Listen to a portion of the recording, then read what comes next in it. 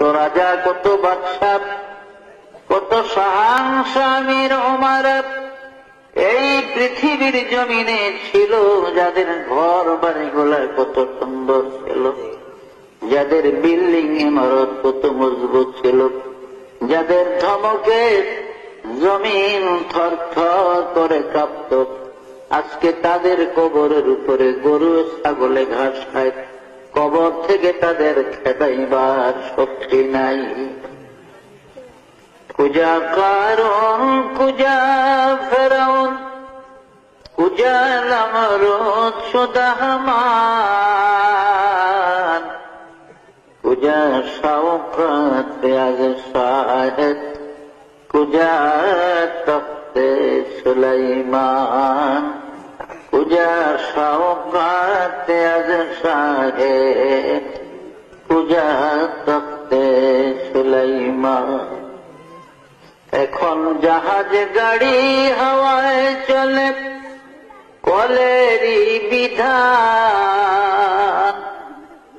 ওগো বিনা কলে হাওয়ায় চলত হযরত সুলাইমান, মোরা সেই মুসলমান।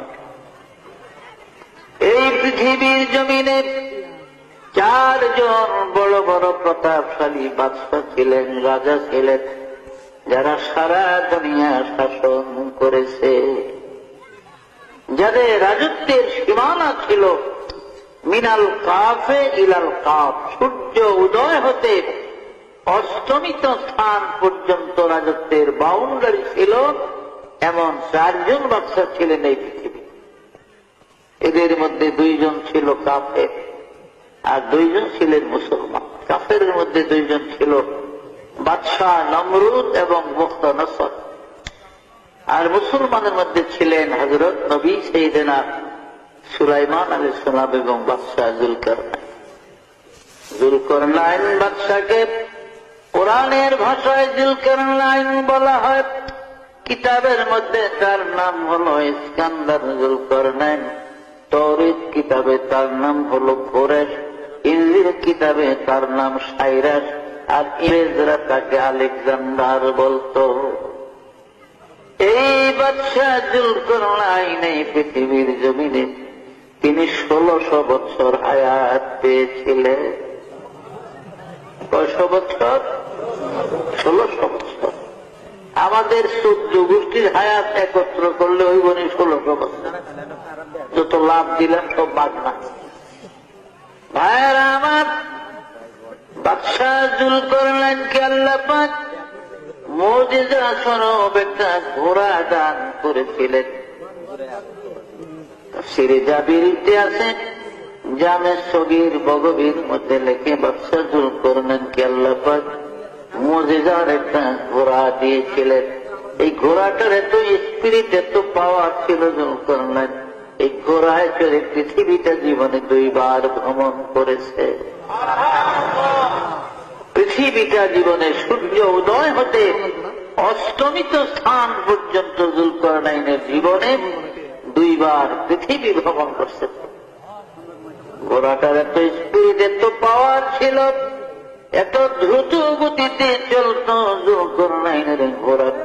যখন তিনি ঘোড়ায় চড়ে পৃথিবী ভ্রমণের জন্য ঘোড়াকে চাবুক মারতেন, আঘাত করতেন, তার ঘোড়াটা এক এক কদমে 12,000 মাইল করে চলত।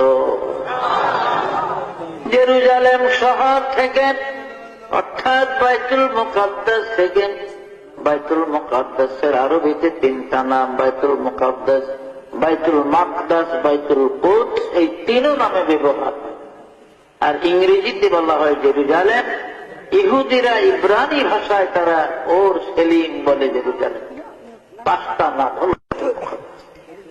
এই বাইতুল মুকাদ্দাস বা জেরুজালেম শহর থেকে 9 মাইল উত্তর দিকে গেলে একটা মহকুমা শহর, ইংরেজিতে আলেকজান্ডারিয়া সিটি বলা হয়, আরবিতে মদিনাতুল ইস্কান্দারিয়া বলে। এই ইস্কান্দারিয়ার মধ্যে বাদশাহ জুলকারনাইনের কবর আমি গুনাহগার অনেকবার জিয়ারতের তৌফিক আল্লাহ দান করেছিলেন। আমার এক বন্ধু ছিল মাওলানা হাসান নামে, তার বাড়ি ছিল চট্টগ্রাম মহেশখালীতে, দ্বীপের ওই পা। ও হাটহাজারের থেকে দাওরা পাস করে বাগদাদে গেছে আমার 4 বছর আগে। আমি 61 ইংরেজিতে ঢুকছি সিরিয়াতে, তবে বাগদাদে আসছি আমি ঢুকার সময়ও বাগদাদ হয়ে সিরিয়াতে গেছি, কিন্তু 4 মাস একাধারে ছিলাম ইংরেজি 1962-তে আসে। এই 62 ইংরেজিতে আমার ওই হাসানের সাথে দেখা। আমরা বড় বড় কবর দেখলে সব কইরা নিজেরা একটা আনন্দ উৎসবের মাধ্যমে রুমালের কোনায় ধরে ধরে মাপতাম, দেখতাম কবরটা কত লম্বা। এতে দেখা গেছে বাদশাহ জুলকারনাইনের কবরটা 48 হাত লম্বা। কত বিরাট কায়া, শক্তিশালী মানুষ ছিল। অথচ কাজা এলাহির ডাক যখন আসছে, মৃত্যুর পরোয়ানা যখন এসে গেছে, আর এই দুনিয়ায় থাকতে পারে না, চলে গেছে। তো আমরা কি থাকতাম দুনিয়াতে? আমরাও পারতাম। আমার আল্লাহ পাক বলেন, বিসমিল্লাহির রহমানির রহিম, আইনামা তাকুনু ইউদরিকুমুল মাউত ওয়ালাউ কুনতুম ফি বুরুজিন মুশাইয়াদা। ও বান্দা, মৌতের ডরে, মৃত্যুর ভয়ে তুমি পৃথিবীর যেখানে যাও না কেন, যেই জায়গায় গিয়ে ঢুকাও না কেন, আব্রাহা বাদশার মতো যদি সত্য লোহার মজবুত একটা সিন্দুক বানাইয়া তার মধ্যে তুমি লুকাও, আমার মালাকুল মউত ওই সিন্দুক থেকে তোমাকে ধরে নেবে, এই দেশের জমিনে থাকতে দিবে না।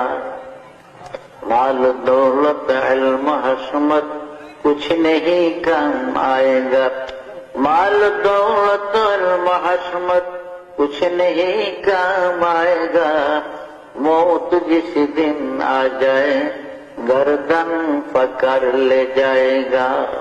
দুনিয়ার মাল দৌলত কোনো কাজে লাগবে না। আজরাইল আলাইহিস সালাম যখন আসবে, ঘাট ধরে গর্দান ধরে নিয়ে যাবে, এই দেশের জমিনে